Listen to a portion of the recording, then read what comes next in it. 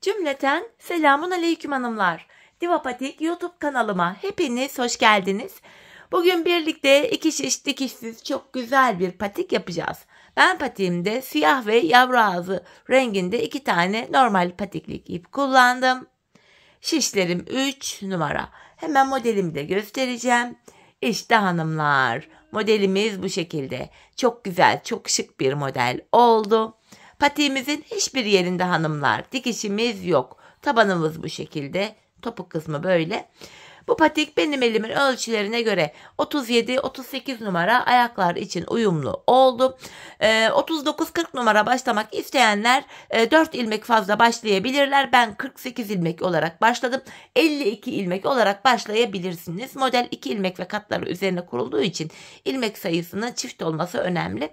Ya da 36 numara yapmak istiyorum diyenler varsa da onlar da patiklerine 44 ilmek olarak, yani 4 ilmek eksik olarak başlayabilirler. Hemen patiğimi kenara bıraktım. Birlikte başlayalım. Taban bölümden başlayacağım hanımlar. 48 ilmek olarak yavru ağzı rengim ile şöyle 48 adet ilmeğimi atacağım. Şu birinci ilmeğim, 2, 3, 4, 5, 6. Bu şekilde 48 ilmek. Artık 44 mi yapacaksınız ya da 52 ilmek mi yapacaksınız? Bu şekilde ilmeklerimizi atalım, gelelim. 48 ilmeğimi attım, geldim hanımlar. Hemen şuraya şöyle bir tane düğüm atıyorum kenarımıza. Geri döndüm. Bu aşamada haroşa örgü yapacağız. Ben örgümüzün hem ön hem arka yüzünde düz örgü örerek haroşalarımı elde ediyorum. Kenar ilmeğini aldıktan sonra diğer ilmeklerimi sırasıyla düz, yani haroşa olarak öreceğim. Sıra sonuna kadar ilmeklerimizi haroşa örelim, gelelim.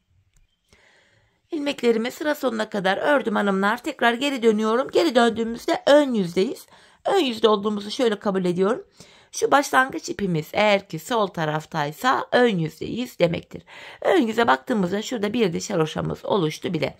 Yine haroşalara devam edeceğiz hanımlar. Kenar ilmeğini aldıktan sonra yine ilmeklerimi ön yüzde düz olarak öreceğim. Bu şekilde sıra sonuna kadar öreceğim. Ardından geri döneceğim. Arka yüzde de yine ilmekleri düz öreceğim. Bu defa ön yüzde 2 diş haroşamız olacak. Ön yüzde ve arka yüzde ilmekleri örünce bir diş haroşa elde ediyoruz. Hanımlar biz burada toplamda bakın bir diş haroşamız oluştu. Burada toplam 5 diş haroşamız olacak. Bu bölümde 5 diş, 5 sıra haroşamız olana kadar patiğimizin bu bölümünü örüp gelelim. Evet hanımlar, 5 diş haroşamı ördüm, geldim. 1, 2, 3, 4, 5. Şimdi modelimize başlayacağız. Siyah ipimi ekleyeceğim bu aşamada. Bu aşamada şöyle renk geçişi olduğu için ilk ilmeğimi örerek başlıyorum. Hemen ikinci ilmeğimi de ördükten sonra siyah ipimin ucunu şuraya düğümleyeceğim. Ön yüzdeyiz şu anda hanımlar. Bakın başlangıç ipimiz sol tarafta, ön yüzde. İlmeklerimizi ön yüzde düz olarak öreceğiz. Artık model bölümünde ön yüzde düz, arka yüzde de ters örgü uygulaması yapacağız. Ön yüzde ilmeklerimizi sıra sonuna kadar düz olarak örelim, gelelim. İlmeklerimi ördüm hanımlar. Geri dönüyorum. Arka yüzdeyim. Kenar ilmeğini alıyorum. Arka yüzde de ilmeklerimi sırasıyla ters olarak örüyorum. Bu şekilde ilmekleri ters örüyoruz. Sıra sonuna kadar ilmeklerimizi yine ters örüp gelelim. İlmeklerimi ters ördüm, geldim hanımlar. Tekrar ön yüzdeyiz. Yeniden siyah ipimle devam edeceğim. Kenar ilmeğinden sonra yine ön yüzdeyiz. İlmeklerimizi hanımlar ön yüzde düz olarak öreceğiz. Ardından arka yüzde ilmeklerimizi ters olarak örelim. Ön yüzde buluşalım. Evet, ön yüzde düz, arka yüzde ters ilmeklerimi ördüm. Ön yüzde renk geçişi yapacağım için ipimi kendime doğru alıyorum. Sonuncu ilmeğimi örmeden aldım. Şimdi tekrar yavru ağzı rengimi alıyorum. Modelimizi şekillendireceğiz. Bu aşamada hanımlar ilk ilmeğimi örerek başlıyorum. Renk geçişi olduğu için. İkinci ve üçüncü ilmeğimi de yavru ağzı rengi ipimiyle düz ördüm. Şimdi yapacağımız işlem şu. Hemen şu arada bakın 1, 2, 3 ip görüntüsü var. Bakın 1, 2, 3. Üçüncünün alttan girerek alttan şöyle bir ilmek çıkarıyorum. Ardından öndeki 2 ilmeği örüyorum. Her 2 ilmekte bir bu alttan ip çıkaracağız. Yine 1, 2, 3. alta giriyorum. Buradan şöyle bir ilmek çıkarttım. Yanına 2 ilmek düz örüyorum. Tekrardan 1, 2, 3. yere girerek bir ilmek çıkarıyorum. 2 ilmek düz örüyorum. Yeniden 3 ilmek alta inerek ilmek çıkarıyorum. 2 ilmek düz örüyorum. Tekrar altta 1, 2, 3. yere girerek ilmek çıkarıyorum. 2 ilmek düz örüyorum. Her 2 ilmekte bir bu 3 ilmek alta inerek ilmek çıkaracağız. Bakın yine 2 ilmek ördüm. 1, 2, 3 ilmek alta inerek bir ilmek çıkarttım. Sıra sonuna kadar hanımlar modelimizi bu şekilde kuralım gelelim. Evet hanımlar, sıra sonuna kadar yine aynı şekilde yaptım. Bakın 2 ilmek ördüm. Burada son 3 ilmek kaldı. Hemen buraya girerek tekrar 3 ilmek alta girerek bir ilmek çıkarıyorum. Şöyle. İlk modelin başına 3 yavru ağzı örerek başlamıştık. Burada da son 3 ilmeğimizi yavru ağzı ipimiz ile düz örüyoruz. Ön yüzde modelin ilk sırasını yaptık. Şimdi geri dönüyorum. Arka yüzdeyim. Arka yüzde hanımlar, kenar ilmeğini örmeden alıyorum. Yavru ağzı ilmeklerimi ters örüyorum. Ön yüzde alttan çıkarttığım uzun ilmekleri örmeden sağ şişime alıyorum. İp benden tarafta.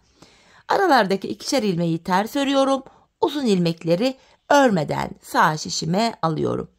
Arka yüzde modelimizi bu şekilde örüyoruz. Şöyle. Uzun ilmekleri örmeden alıyorum. Ön yüzde düz ördüğüm 2'şer ilmekleri arka yüzde de ters olarak örüyorum. Sıra sonuna kadar hanımlar bu şekilde örelim gelelim.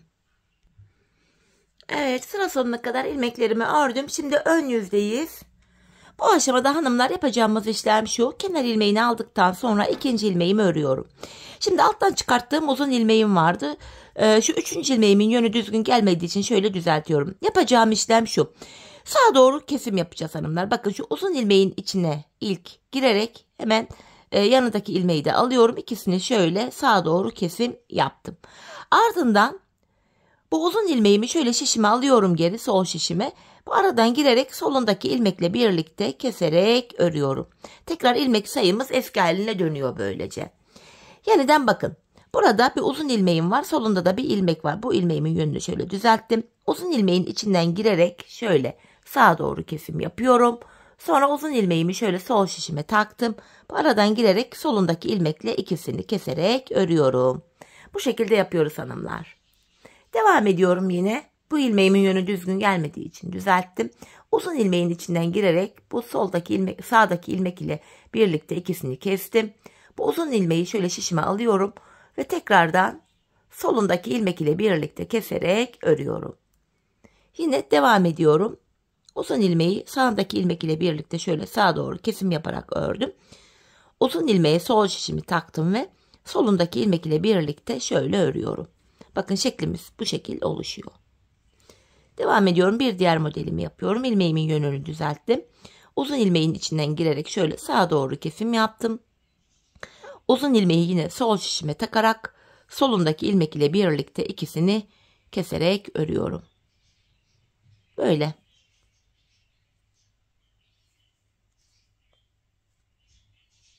Model kurulumunu bu şekilde yapıyoruz. Şeklimiz bu hanımlar. Sıra sonuna kadar modelimizi aynı şekilde yapalım gelelim. Evet, ön yüzde modelimi tamamladım hanımlar. Tekrar geri dönüyorum. Arka yüzdeyim. Son sırada modelimizin kenar ilmeğini örmeden alıyoruz. İlmeklerin tamamını sıra sonuna kadar ters olarak örüyoruz. Sıra sonuna kadar ilmeklerimizi ters örelim gelelim. Evet hanımlar, sıra sonuna kadar ilmeklerimi ördüm. Yine 4 sıradan oluşan modeli tamamladık. Ön yüzde renk geçişi yapacağım için sonuncu ilmeğimi örmeden aldım. Arka yüzde. Şimdi ön yüzde renk geçişimi yapacağım. Bu defa siyah ipimle modelimi kuracağım hanımlar. Aynı modeli siyah ile yapacağız. 4 sıradan oluşan modelin şimdi yine 1. sırasındayız. Yavru ağzı rengimizle modeli yaparken hanımlar 3 ilmek örüp öyle başlamıştık. Siyah ile yaparken 2 ilmek öreceğiz. Kenar ilmeğim 1, yanındaki ilmeği de ördüm 2. Siyah ile yaparken 2 ilmek örerek başlıyoruz. Yavru ağzı ile model kurulumu yaparken kenara 3 ilmek örüyoruz. 2 ilmekten sonra yine bakın arada 1, 2, 3 tane yavru ağzı ip görüntüsü var. Bu alttan girerek hemen ilmek çıkartıyorum. Şöyle. Tekrardan hanımlar 2 ilmek öreceğiz. Bakın 1, 2, 3 ilmek alta inerek şuradan ilmek çıkaracağız. Yine aynı modeli yapıyoruz. Modelde birinci sıramız ön yüzde.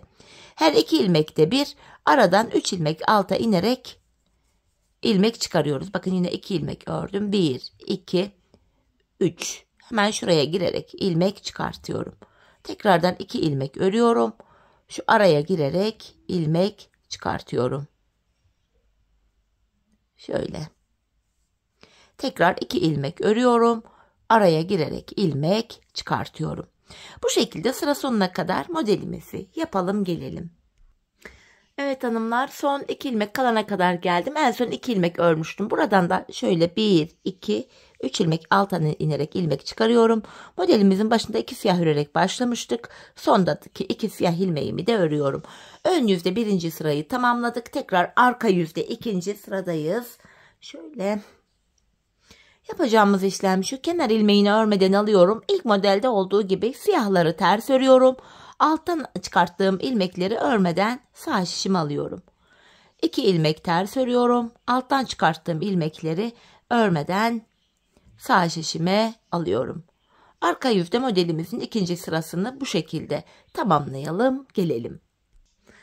Arka yüzde ilmeklerimi ördüm geldim hanımlar. Tekrar ön yüzde modelde 3. sıradayız. Yine modelimizi şekillendireceğiz.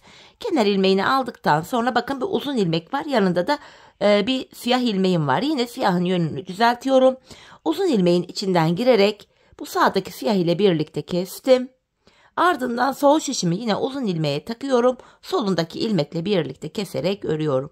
Tekrardan bakın şu ilmeğin yönünü düzelttim. Uzun ilmeğimin içinden girerek sağındaki ilmekle birlikte kestim. Tekrar şişimi uzun ilmeğimi takarak solundaki ilmekle birlikte keserek örüyorum. Yine yavru ağzı modelde olduğu gibi siyahta da modelimizi aynı şekilde şekillendiriyoruz. Bu şekilde. Bakın uzun ilmeğin içine girerek solundaki ilmekle birlikte keserek ördüm. Yine bu siyahın yönünü düzelttim. Uzun ilmeğin içinden girerek sağdaki ilmekle birlikte kestim. Tekrar uzun ilmeğin içine şişimi taktım. Solundaki ilmekle birlikte keserek örüyorum. Bu şekilde. Modelin 3. sırası böyle. Hanımlar sıra sonuna kadar yine ilmeklerimizi aynı şekilde örelim gelelim. Evet hanımlar, sıra sonuna kadar modelimi yaptım geldim. Şimdi arka yüzde modelde 4. sıradayız. Bu sıramızda da kenar ilmeğinden sonra ilmeklerimizin tamamını sıra sonuna kadar ters olarak öreceğiz. İlmeklerimizi sıra sonuna kadar ters örelim gelelim. Evet hanımlar, bu aşamada son bir ilmek kalana kadar ördüm. Yine ipimi kendime doğru alıp sonuncu ilmeğimi örmeden sağ şişime aldım. Çünkü 4 sıradan oluşan modeli tamamladık. Renk geçişi yaparak bir diğer modelimizi yavru ağzı ipimizle yapacağız. Yavru ağzı modelimizi yaparken kenar ilmeği ile birlikte 3 ilmek örüyoruz. 1, 2, 3. Yine aynı modeli tekrarlayacağız. Modeli yavru ağzı ile yaparken 3 ilmek öreceğiz. Siyah ile yaparken kenara 2 ilmek öreceğiz. Tekrardan 3 ilmek alta inerek ilmek çıkarıyorum. Her 2 ilmek de bir bu işlemi tekrar ediyorum. Bakın yine alttan uzun bir ilmek çıkarttım. Tekrar 2 ilmek örüyorum ve yine alttan uzunca bir ilmek çıkarıyorum. Bu şekilde hanımlar 4 sıradan oluşan modelimizi tamamlayacağız. Ardından siyaha geçeceğiz. Siyah ile aynı modeli tekrar edeceğiz. Ben bu patiğimin ön bölümüne toplamda ne kadar yaptım hemen size şöyle göstermek istiyorum. Bakın şu yavru ağzı olanları sayalım hanımlar. Yavru ağzı olanlar baklava dilimi şekilde. Burada 1 tane var, 2 tane var, 3 tane var. 3 tane yavru ağzı modeli yaptıktan sonra yavru ağzından sonra yine 4 sıradan oluşan modelimizi son kez siyah ile yaptım. Model boyumuz bu kadar. Bakın bir tane yavru ağzımız görünüyor. İkinciyi başlattık. Ardından siyah yapacağız. Sonra tekrar bir tane daha yavru ağzı yapacağız. 3 olacak. Sonra aynı modeli siyah ipimizle tekrar yapacağız. 4 sıradan oluşan modeli. Sonrasında buluşalım hanımlar. Patiğimizin bu kenarına birlikte geçeceğiz. Evet hanımlar, patiğimin bu modelli tarafını yaptım. Geldim en son siyah ile modelimi yaptım. Şimdi yine yavru ağzı ipimi alıyorum. Bu defa bu kenardaki haroşalarımızı öreceğiz. Yine hem ön hem de arka yüzde ilmekleri düz örüyoruz. Hemen şu ikinci ilmeğimi de ördükten sonra siyah ile işimiz kalmadı. Siyah ipimi kesiyorum ve ipimin ucunu şurada düğümleyeceğim. Patiğimiz sökülmesin diye. Şuraya 2 tane düğümümü attım. İlmeklerimi sırası ile düz yani haroşa olarak öreceğim. Şu an ön yüzdeyiz. Sonrasında arka yüzde de yine ilmekleri düz öreceğiz. Bir diş haroşa olacak. Yine şu başlangıçtaki haroşalardan yapacağız. Başlangıçta 5 ilmek, 5 diş, 5 sıra haroşa yapmıştık. Bu bölümde hanımlar 4 diş haroşa öreceğiz. Şurada yavru ağzı ipimiz ile 4 diş yani 4 sıra haroşamız olana kadar bu bölümü örelim gelelim. Evet hanımlar, buraya 4 diş haroşamı ördüm geldim. Şimdi bilek kesimini yapacağız. Bu ayrımı yapacağız. Şimdi bu elimde gördüğünüz mankendeki patik sağ ayak için. Şimdi sol ayağı yapacağız. Sağ ayak ile sol ayak arasında burada küçük bir fark var. Sizler bu sağ ayağı yapıyorsanız eğer ön yüzde şu anda ilmeklerin tamamını yine düz öreceksiniz. Arka yüzde 25 ilmek keseceksiniz. Artık 44 ilmek mi başladınız, 52 mi başladınız, kaç ilmek başladıysanız bu böyle. Buradaki 25 ilmeği keseceksiniz hanımlar arka yüzde sağ ayak için. Ben de geriye 23 ilmek kalıyor. 23 ilmek ile şu kenarı yapacağım. Sol ayak için de buradaki ilk 25 ilmeğimi keseceğim. Kalan 23 ilmek ile patiğin bu kenarını yapacağım. Sol ayağın kenarı ayağın iç tarafında olacak. Bu şekilde tekrar ediyorum. Bu sağ ayağı yapanlar yani bu mankendekini yapanlar ön yüzde ilmekleri örecekler. Arka yüzde 25 ilmek kesecekler. Kalan ilmeklerle patiğin iç kısmını örecekler yine haroşa olarak. Şimdi sol ayağı yapacağım hanımlar. Sol ayağı yaparken de ön yüzde böyle ilk 25 ilmeğimi keseceğim. Bakın şu birinci kesimim. İkinci kesimim. 3 4 5 6 7 8 9 10 11 12 13 14 15 16 17 18 19 20 21 22 23 24 ve 25. 25 ilmeğimi kestim hanımlar. Şimdi burada kalan ilmeklerle patiğimin şu iç bölümündeki şuradaki haroşalarımı öreceğim. Buradaki ilmekleri öreceğiz. Sağ ve sol patiğin tek farkı bu. İlmeklerimi artık benim 23 ilmeğim kaldı. 44 ilmek yapanlar 25 ilmek çıkaracaklar. Kalan ilmeklerle kenara örecekler. 52 ilmek yapanlar da yine kenardan 25 ilmek kesip kalan ilmeklerle kenarı örecekler. Patiğin büyüklüğüne göre bu değişiklik gösteriyor. Bu şekilde. Şimdi geri döndüm hanımlar. Yine burada da ilmeklerimi haroşa olarak öreceğim. Artık buradaki 23 ilmek ile haroşalarımı öreceğim hanımlar.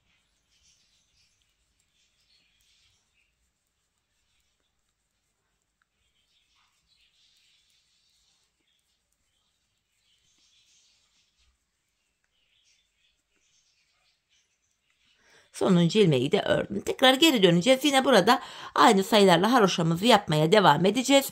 Şurada baktığımız anda hanımlar baştan itibaren sayıyorum. 1, 2, 3, 4, 5 diş haroşam oldu. Ben şu patiğimi şu kenara boydan boya saydığımızda 25 diş yani 25 sıra haroşa ördüm. Bu benim ölçüme göre tam oldu.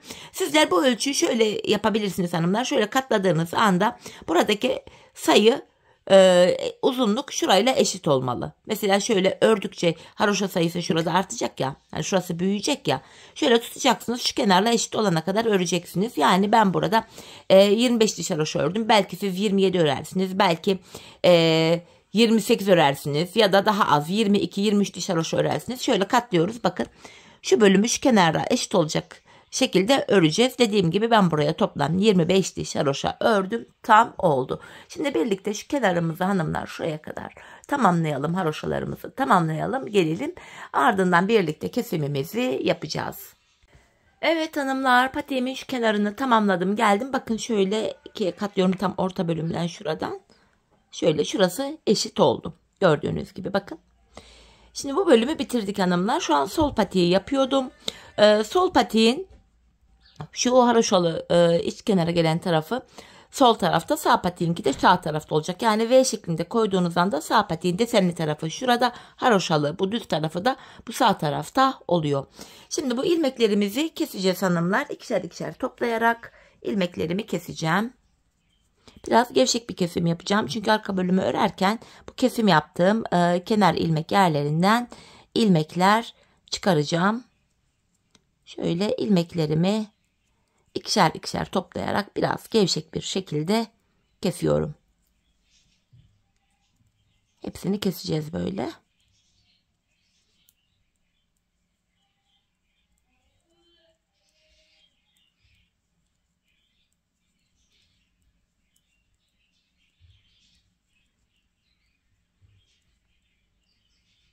Son bir ilmek kaldı, onu da kestim. Bu kesimi hanımlar şu sağ tarafta yaptığınız anda, yani sağ patiği yaparken ipi burada kesiyorsunuz. Sol patiği yaparken kesmeye gerek yok. Çünkü tabandan ilmekler çıkaracağız. İlmekleri çıkartmadan önce şöyle V şeklinde patiğinizi açın. Bu kenardan bakın, sol kenardan ilmekler çıkaracağız. Burada ip kesmeye gerek kalmadığı için aynı iple ilmekleri çıkaracağım. Sağ patiği yaparken ipi burada kesiyorsunuz. Bu sağ tarafa yeniden ekliyorsunuz. Sırasıyla hanımlar bakın şurada bir ilmeğim var. Bu kenar ilmek yerlerine girerek ilmekler çıkarıyoruz. İlmeklerin iki kanadına birden girerek ön yüzde böyle ilmekleri çıkartıyoruz. Bu şekilde. Hanımlar buradan bu uca kadar ilmek çıkaracağız. Sonra bu uçtan şu diğer tarafa kadar bakın. Şuradan şöyle geleceğiz. Sonra ilmek çıkartmaya şuradan devam edeceğiz. Diğer uca kadar ilmek çıkaracağız. Ben buraya kadar toplamda patiğimde 90 adet ilmek çıkarttım. Siz burada hanımlar patiğinizi daha az sayıyla ya da daha fazla sayıyla başladıysanız ve şuradaki haroşa sayınız daha fazla ya da az ise ilmek sayınız 90'dan az olur ya da fazla olur. Farklılık gösterebilir. Ya 94 olur. Atıyorum 86 olur, 88 olur. Böyle değişiklik gösterebilir. Benim sayılarıma göre ben bu uçtan şu diğer uca kadar toplamda 90 ilmek çıkarttım. Şimdi bu uçtan şöyle geleceğiz. İlmeğin iki kanadına birden girerek ilmekler çıkaracağız. Sonra şu başlangıç bölümünden buraya kadar toplamda 90 adet ilmeğimizi, artık sizin kaç ilmek çıkacaksa ilmeklerimizi çıkaralım ve gelelim. Evet, diğer uca kadar toplamda ilmeklerimi 90 ilmeğimi çıkarttım, geldim. Şimdi geri dönüyorum, arka yüzdeyim. Kenar ilmeğini örmeden alıyorum. Buradaki ilmeklerimizin tamamını düz olarak, yani haroşa olarak öreceğiz hanımlar. Bu şekilde sıra sonuna kadar ilmeklerimizin tamamını haroşa örelim, gelelim. Evet hanımlar, ilmekleri sıra sonuna kadar ördüm. Şimdi ön yüzdeyiz. Burundan başlayarak taban kesimlerimizi gerçekleştireceğiz. Şişimde 90 ilmek vardı. Burun kısmına öncelikle 8 ilmek ayıracağım. 90'dan 8'i çıkartınca geriye 82 ilmek kalıyor. 82 ilmeği de iki yana eşit paylaştırınca yanlara 41'er ilmek düşüyor. Hesaplama böyle yapılacak. Farzı misal sizin burada 88 ilmeğiniz var. 8'i çıkaracaksınız burun için. Geriye 80 ilmek kalıyor. 80 ilmeği de iki yana paylaştırınca kenarlara 40'ar ilmek düşüyor. Öncelikle hanımlar bende 41 ilmek düşüyordu kenara. Kenar ilmeğim ile birlikte buraya 41 adet ilmeğimi öreceğim. Bu şekilde sayarak gidelim. 3, 6, 7 olmuş. 8, 9, 10, 11, 12, 13, 14, 15, 16, 17, 18, 19, 20, 21, 22, 23, 24, 25, 26, 27, 28, 29, 30, 31, 32, 33, 34, 35, 36, 37, 38, 39, 40, 41. Bu sağ kenardaki 41 ilmeğimi ördüm. Şimdi patiğimizin burnu için bir 8 ilmek daha öreceğim. 1, 2, 3, 4, 5, 6, 7, 8. Saydığımız anda bu sol kenarda da 41 ilmek kalıyor.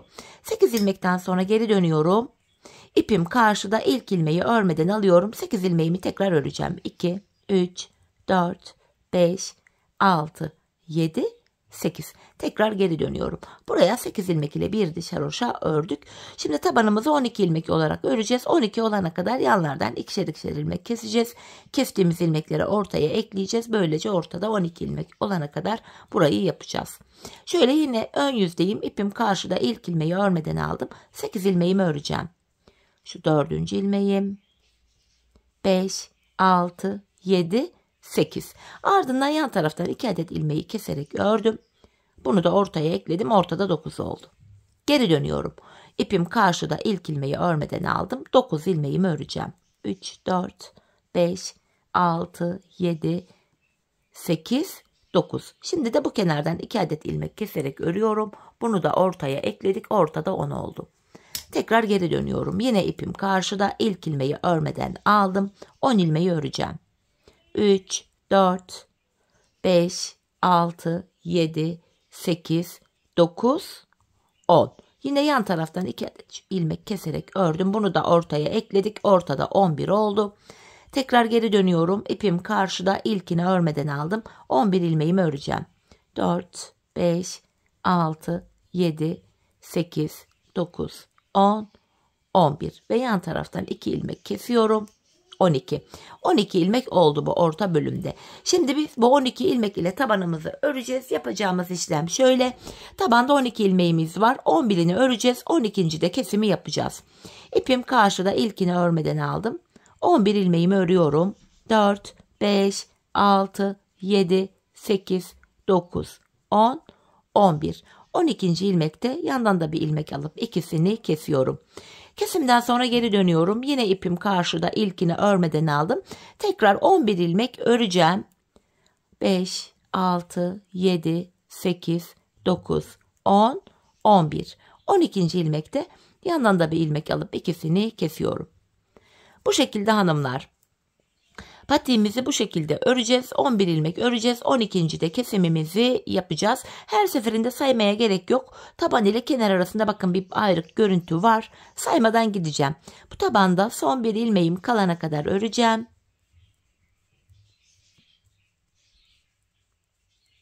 Bakın son bir kaldı. Bunu örerken yandan da bir ilmek alıp ikisini kestim. Geri dönüyorum. Yine ipim karşıda, ilkini örmeden aldım. Yine bakın taban ile kenar arasında ayrık bir görüntü var. Tekrar tabanda son bir ilmeğim kalana kadar örüyorum. Bu sonuncu ilmeği örerken yanındaki ilmeği de alıyorum. İkisini kesiyorum. Kesimden sonra yine dönüyoruz. Patiğimizin tabanı hanımlar 12 ilmek olarak bu şekilde örülecek. Biz bu kesme işlemine sağ ve sol taraftaki ilmekler bitene kadar devam edeceğiz. Ve kesim sonunda şişimizde sadece tabanda kullandığımız 12 ilmeğimiz kalacak. Şimdi patiğimizin tabanını sizlere anlattığım gibi örelim gelelim. Evet hanımlar, patiğimin tabanını ördüm geldim. Şişimde sadece 12 ilmeğim kaldı. Şimdi bu 12 ilmekle patiğimizin arka bölümünü bakın. Yani şurayı öreceğiz. Yapacağımız işlem şu.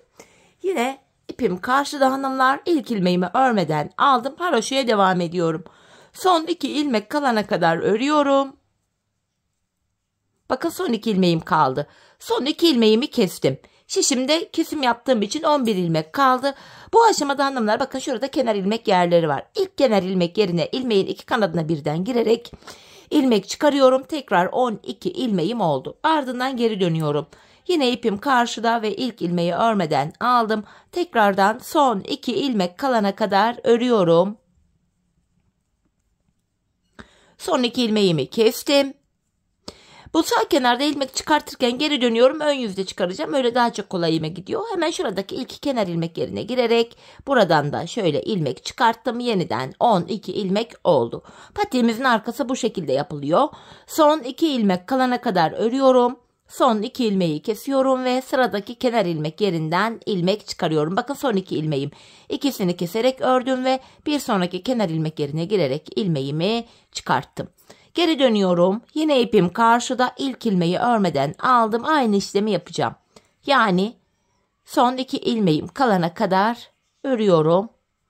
Son 2 ilmeğimi keserek ördüm. Bu sağ kenarda ön yüzde ilmek çıkarıyordum. Geri döndüm. Ön yüzdeyim. Ve buradaki bakın kenar ilmek yerine girerek yine ilmek çıkarttım. Böylece yine 12 ilmek oldu. Patiğimizin arkası bu şekilde örülüyor. Biz bu işleme hanımlar son kenar ilmek yerlerine gelene kadar, yani şuralara gelene kadar devam edeceğiz. Şimdi hep birlikte patiğimizin arka bölümünü örelim gelelim. Evet hanımlar, patiğimin arka bölümünü ördüm geldim, artık ilmeklerimi kesiyorum. Patiğimizi tamamladık. İkişer ikişer toplayarak ilmeklerimi kesiyorum artık.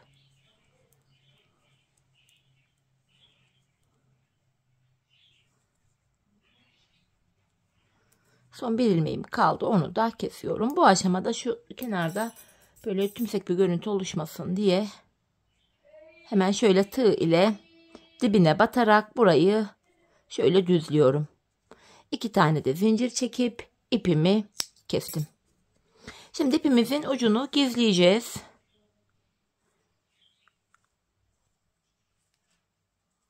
Bu şekilde. Yoksa ayağı giydikten sonra ip çıkarsa hoş bir görüntü olmaz. Evet, ipimizi de gizledim. Hanımlar, ben patiğimin çevresine şöyle siyah ipimle bir de kenar oyası yaptım. Dileyen böyle sade de kullanabilir. Kenar oyası yapmak isteyenler olursa da nasıl yaptığımı sizlere kısaca anlatayım. Siyah ipimle önce şöyle bir ilmek oluşturuyorum tığım ile. Topuğunu kestiğim yerden itibaren tığımı hemen şuraya sabitliyorum. Şöyle. Yapacağımız işlem şu: sıradaki kenar ilmek yerine ilmeğin 2 kanadını birden batarak bir sık iğne yapıyorum. 3 zincir çekiyorum. Sık iğnenin içine batarak buraya bir kirpik oluşturuyorum ve sıradaki kenar ilmek yerine batarak kirpiğimi sabitliyorum. Yeniden yapalım ikincisini. Önce sık iğne yapıyorum. Sıradaki kenar ilmek yerine batarak sık iğnemi yaptım. 3 zincir çekiyorum. Sık iğnenin içine batarak bir kirpik oluşturdum ve sıradaki kenar ilmek yerine batarak kirpiğimi sabitledim. Kenar oyamızı bu şekilde yapıyoruz. Önce bir sık iğne yapıyoruz. Ardından 3 zincir çekip sık iğnenin içine batarak kirpik oluşturuyoruz ve sıradaki kenar ilmek yerine batarak kirpiği sabitliyoruz. Bu şekilde. Patiğimizin çevresini hanımlar bu şekilde şu ilk başladığımız yere kadar, yani şuraya kadar dolanıp gelelim. Evet hanımlar, ilk başladığım yere kadar kenar oyamı bu şekilde yaptım geldim. Patiğimin çevresini dolandım. Şuraya bir tane de zincir çekip artık siyah ipimi de kesiyorum. Hemen bu ipimin ucunu da gizleyeceğim. Patiğimizi böylece tamamladık hanımlar. Şöyle güzelce siyah ipimin ucunu da gizliyorum. Evet, patiğimiz bitti. Bu şekilde hanımlar patiğimiz. Görüntümüz şöyle. Duruşumuz.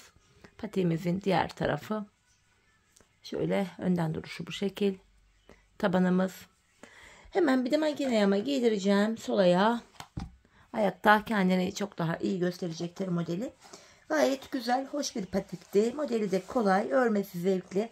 Çeyiz için çok uygun. Günlük kullanım için de gayet uygun bir patik. Gördüğünüz gibi patiğimizin hiçbir yerinde dikiş yok. Ayağı rahatsız edecek bir yeri yok. Ben çok beğenerek yaptım. Çok severek yaptım. Umarım sizler de benimle birlikte patiğinizi beğenerek, severek yaparsınız. Buyurun hanımlar, mankendeki duruşumuz da bu şekilde. Mankenimiz de yine 37-38 numara için uyumlu. Patiğimizin tabanı, arka bölümü, model bu. Şöyle bakın, sağ ayak ve sol ayak. Görüntümüz böyle oluyor. Evet hanımlar, yine birlikte güzel bir modelin daha sonuna geldik. Umarım sizlere faydalı, hoş bir video olmuştur. Yeni modellerde, yeni videolarda buluşmak dileğiyle. Şimdilik hoşça kalın, sağlıcakla kalın.